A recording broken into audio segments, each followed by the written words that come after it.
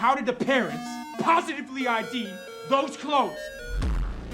I was interrogating a suspect. He might have kidnapped two little girls, because the place where they disappeared was near his camper. I was the sheriff of the town, so I immediately began to question him. But this guy seemed to have some mental problems, no matter how I asked him. He kept saying he hadn't seen those girls at the same time. We checked if there were any traces in his camper, but there were none. I went directly to his only living relative. His old aunt swore it couldn't have been him. She said he lost his parents when he was very young. Emotionally, he was like a 10-year-old child. At this point, I finally understood. No wonder he felt uncomfortable when I asked him. The next day, the suspect was released. The little girl's father immediately returned to the police station. He rushed straight towards the suspect. He shouted loudly where the reporter was. When he caught him, that person suddenly whispered. When I left, they started crying. Those words froze the father in place, but before he could react, we pulled him away. Later, he repeated this sentence to me and the director, but we all thought it sounded like a performance. The father was furious when he heard this. He said we would rather believe an idiot than him. He slammed the door and left. That night, the people in the town held a prayer meeting. I saw a man behaving strangely and looking nervous when I stared at him. He stood up and tried to leave. He took a few steps and then started running. I knew something was wrong and chased after him, but he quickly blended into the crowd and disappeared. The next morning, I sketched his face from memory and sent it to the television station for an arrest warrant. Not long after, we received the call. The clerk said this guy often bought clothes for children. Each time he chose a different size. As soon as I heard this news, I knew we might have found the real kidnapper.